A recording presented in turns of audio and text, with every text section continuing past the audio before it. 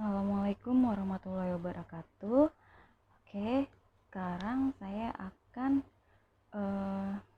menjelaskan atau memberitahu kalian bagaimana cara mengisi jurnal umum.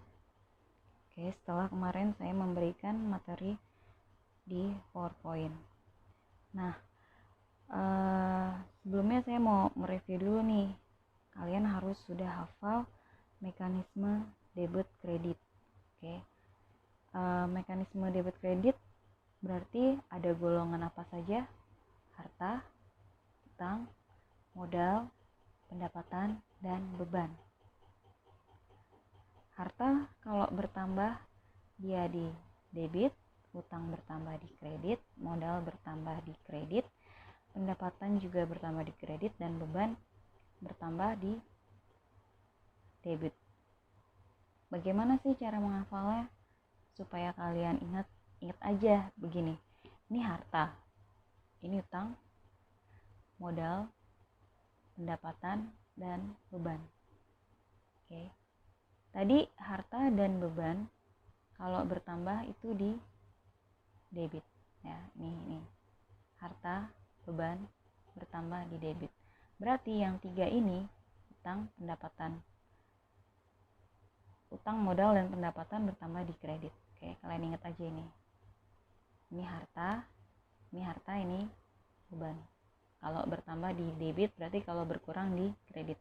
Nah, yang tiga ini kebalikannya. Oke, simpelnya seperti itu. Nah, untuk mengisi jurnal umum, terlebih dahulu itu kalian harus mengisi nama perusahaannya. Ya, lalu jurnal umum dan periodenya. Ini yang suka kalian lupa tulis. Oke. Yang pertama, kita coba transaksi yang pertama. Oktober 2019, Kirana mendirikan laundry bersih. Transaksi yang terjadi sebagai berikut. Tanggal 1 Oktober, Kirana menyetorkan uang 20 juta sebagai modal awal. Oke, di sini saya tulis dalam rupiah ya.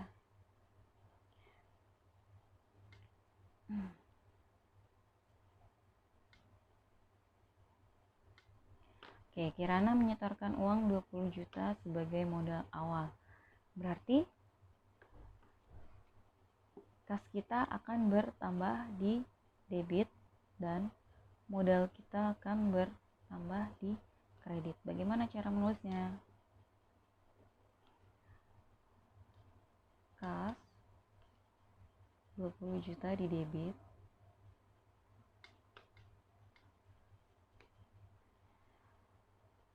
dan modal Kirana 20 juta di kredit.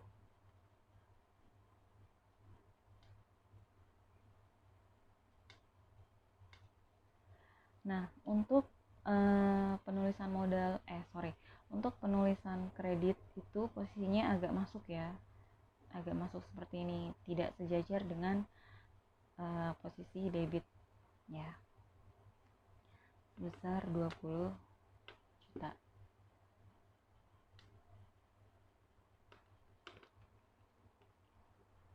Oke, paham ya? Lalu yang kedua tanggal 5. Dibeli mesin cuci 8 juta sebanyak 2 buah secara kredit. Nah, dia beli mesin cucinya 2 nih, masing-masing harganya 8 juta. Berarti kalau dia beli 2, totalnya sebesar 16 juta. Di sini mesin cuci. Oke, berarti akunnya kita tulis apa? Sudah.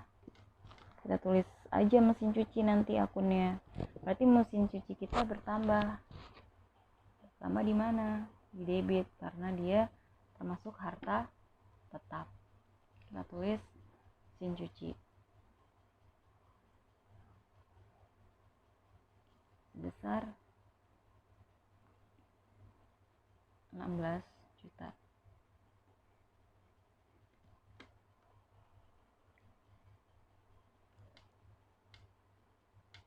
Lalu kreditnya apa? Nah, di sini dia membeli secara kredit. Berarti kalau kita membeli kredit, utang kita akan bertambah. Utang kita bertambah ada di kredit. Di sini berarti tulis utang usaha.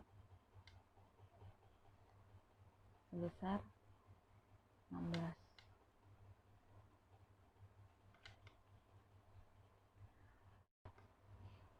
Oke, untuk tanggal 12 dibayar utang sebesar 5 juta. Bagaimana? Berarti kalau kita membayar utang kita akan berkurang. Utang berkurang ada di debit. Ya. Lalu dibayar utang berarti kita mengeluarkan uang. Berarti kas kita akan berkurang. Kas berkurang di kredit sebesar 5 juta.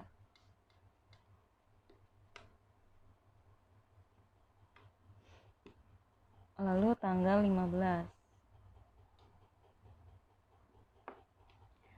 diterima pendapatan jasa dari pelanggan sebesar 300.000 dari seharusnya 500.000. Oke, kita sudah menerima 300.000. Berarti kas kita bertambah sebesar 300.000.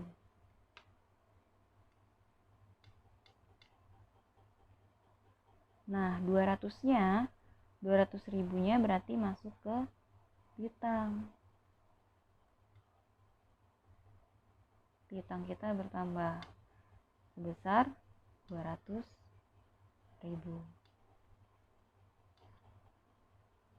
Nah, di sini ada yang seharusnya 500.000. 500.000 itu masuknya ke pendapatan. Pendapatan kita akan bertambah nantinya. Berarti di kredit. Pendapatan bertambah di kredit. Pendapatan jasa sebesar 500.000. Oke, kalian lihat di sini kas dan piutangnya 300 dan 200, jumlahnya berarti 500. Sini 500 pendapatan. Nah, ini harus balance ya. Nih, semuanya kan balance. Oke, lanjut ke tanggal 18. Dibayar listrik, telepon, dan air sebesar 1.500.000. Berarti itu adalah beban TAL ya. Oke, beban kita akan bertambah sebesar 1.500.000. Beban bertambah di debit. Kita tulis beban telepon, air, dan listrik sebesar 1.500.000. Nah, dibayar berarti kita mengeluarkan uang, berarti kas kita akan berkurang sebesar 1.500.000.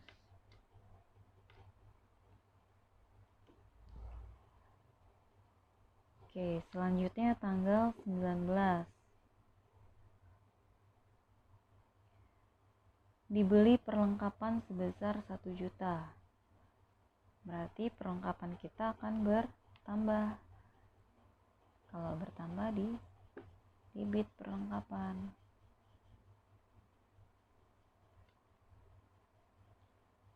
Sebesar 1 juta.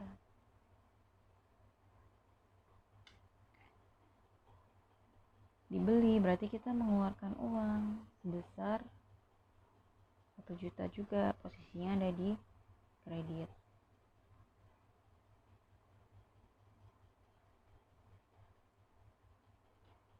Oke, lalu tanggal 22. Diterima pendapatan jasa. Diterima, berarti kas kita akan bertambah di debit dan pendapatan kita juga akan bertambah di kredit. Masing-masing sebesar 700.000.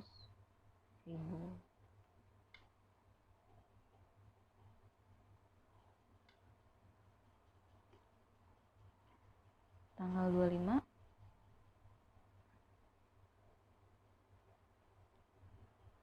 Kirana mengambil uang untuk keperluan pribadi sebesar 200.000.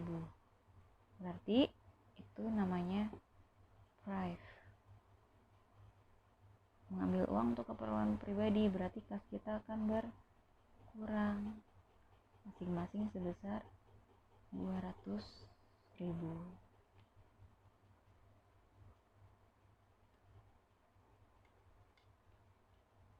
Oke.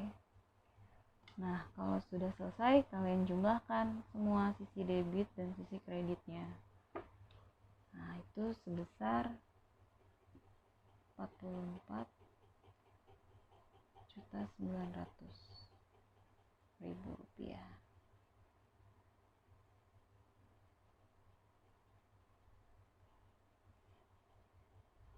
Oke, sampai sini paham ya? Sekian penjelasan dari saya. Semoga kalian mengerti dan memahaminya. Wassalamualaikum warahmatullahi wabarakatuh.